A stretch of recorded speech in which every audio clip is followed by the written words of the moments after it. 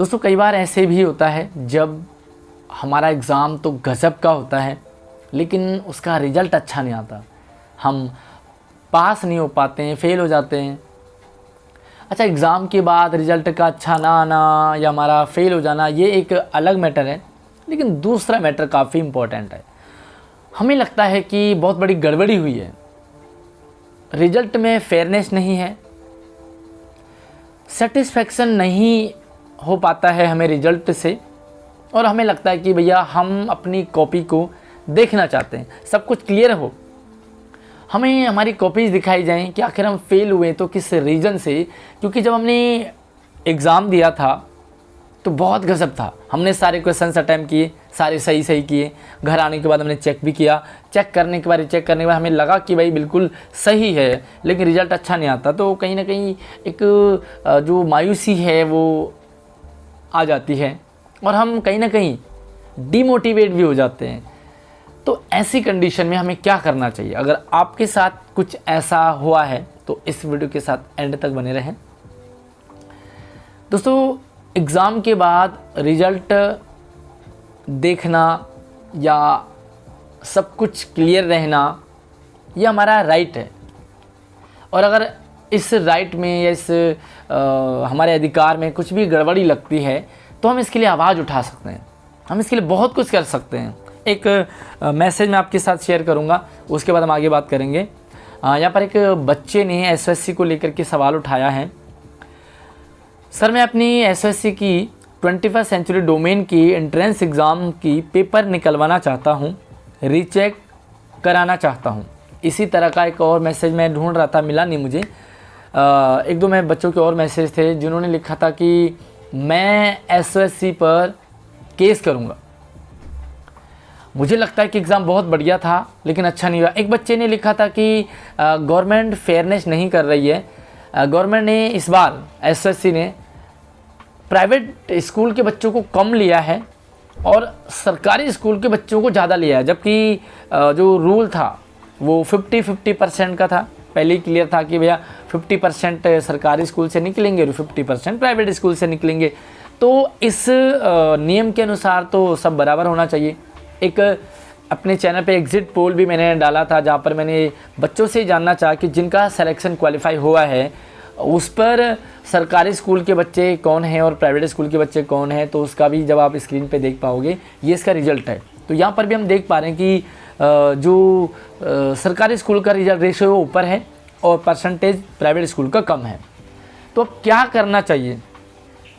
देखिए, पहली बात तो ये कि चाहे वो रिजल्ट ही क्यों ना हो, कहीं भी हमारे साथ अगर कुछ भी गलत हो रहा है तो आज हमारे पास मल्टीपल सोर्सेज हैं, हम अपनी आवाज़ को रख सकते हैं, उठा सकते हैं और हमारे साथ जो गलत हो रहा है उसमें मतलब सही की हम डिमांड रख सकते हैं। और वैसे भी आज हम ऐसे भारत देश में जी रहे हैं जहाँ पर सब कुछ सोशल मीडिया है। आप वो टाइम था जब ग्राम प्रधान बड़ा घोटाला कर देता था, कोई पॉलिटिशियन, मतलब कोई भी घोटाले बहुत होते थे, लेकिन आज तो हर छोटी छोटी चीज़ पब्लिकली आ जाती है, सोशल मीडिया पे आ जाती है। हम सब कुछ क्लीन चाहते हैं और अच्छी बात है, सोशल मीडिया जब जब एक्टिवेट हुआ है तब तब इसका बहुत सारे भले नेगेटिव परिणाम हमें देखने को मिले रिजल्ट, लेकिन काफ़ी हद तक इसका पॉजिटिव रिस्पांस भी हमें मिला है। तो देखिए, सिंपल सी बात है, आप में से बहुत सारे बच्चे मेरे पास पर्सनली भी व्हाट्सअप भी करते हैं, सर हमें रिज़ल्ट हमारा अच्छा आना चाहिए, हम पास होने चाहिए थे लेकिन हुए नहीं।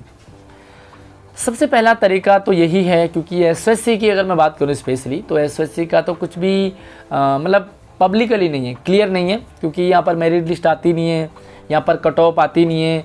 अब बच्चे को क्लियर नहीं हो पाता है कि भैया मेरे मार्क्स कितने आए। एटलीस्ट ये तो हमारा अधिकार है ना, हमने एग्ज़ाम दिए, फेल हो गए कोई बात नहीं, हम पास नहीं हो पाए कोई बात नहीं, बट हमें राइट है कि हमें हमारे मार्क्स पता लगने चाहिए। तो सिंपल सा तरीका, सबसे पहला तरीका है, छोटे से स्टार्ट करूँगा मैं।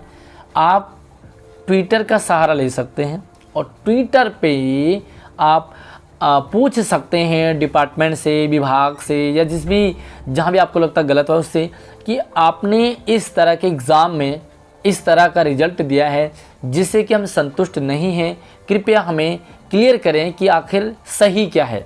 दूसरा तरीका है, आप मेल कर सकते हैं उस डिपार्टमेंट को।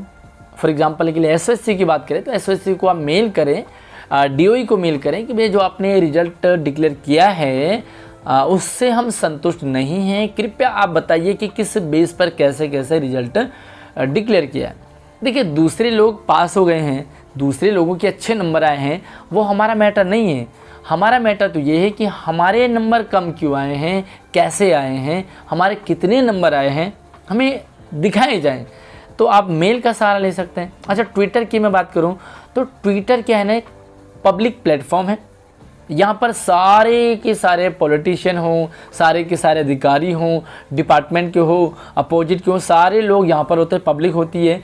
तो ट्विटर पे जब भी आप कोई ट्वीट करते हैं, उस ट्वीट को कितने लोग रिट्वीट कर रहे हैं, उतने उस ट्वीट पर कितने लोगों का रिएक्शन है, ये सबसे ज़्यादा मैटर करता है। और जिस ट्वीट पर जितने ज़्यादा रिट्वीट हों, जितने ज़्यादा रिएक्शन हों, जितने ज़्यादा लाइक हों, उतना वो ज़्यादा आगे वायरल होता है और उस ट्वीट का डिपार्टमेंट को उतनी जल्दी रिस्पॉन्स करना होता है। ट्विटर का कब तक रिस्पॉन्स आएगा वो बस इसी पर डिपेंड करेगा। मेल एटलीस्ट ये रहता है कि मेल में 7 से 14 दिन तक रिस्पॉन्स करना होता है। उसके बाद आप डायरेक्टली डिपार्टमेंट के पास जा सकते हैं और डिपार्टमेंट से अपनी कॉपीज़ खुलवाने की डिमांड कर सकते हैं, आप लेटर लिख करके भी।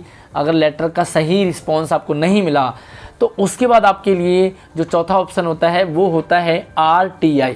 आप RTI डाल सकते हैं, राइट टू इन्फॉर्मेशन। मतलब आप किसी भी डिपार्टमेंट से किसी भी चीज़ की इंक्वायरी ले सकते हैं, इन्फॉर्मेशन ले सकते हैं।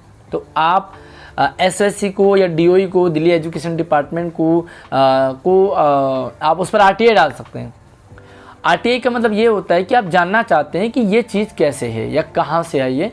तो वहाँ पर आप एक पूरा मैटर तैयार कर सकते हैं कि जो भी इस एसएससी का एग्ज़ाम हुआ है उसमें हमारा एग्ज़ाम बहुत बढ़िया था, हमें कट ऑफ नहीं दिखाए गए, हमारे मार्क्स पता नहीं चल रहे हैं, आखिर क्यों इतना गुप्त क्यों रखा गया है एसएससी के रिज़ल्ट को कि सारे लोग परेशान हो रहे हैं।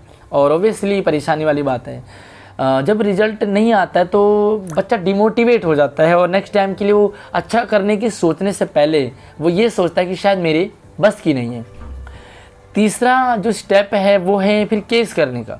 आप अपनी बात को कोर्ट तक रख सकते हैं, क्योंकि RTI का अगर रिस्पांस आपको नहीं आया, हालांकि RTI का रिस्पांस आपको 1 हफ्ते से 10 दिन में या 15 दिन में आपको मिल जाता है, ये एक टाइम पीरियड है। लेकिन अगर आपको RTI का जवाब नहीं मिला, ऐसे वैसे बहुत कम केस होता है। दूसरा, अगर RTI के जवाब से आप सेटिस्फाई नहीं है, आपको लगता है कि RTI में गलत जानकारी दी है, सही नहीं, आप सेटिस्फेक्शन आपको RTI से भी नहीं है, तो आप उसके बाद उस RTI को या उस मेल को आप कोर्ट तक ले जा सकते हैं और आप अपनी बात को रख सकते हैं। अपने जो अधिकार हैं उसके खिलाफ उसके लिए आप लड़ सकते हैं।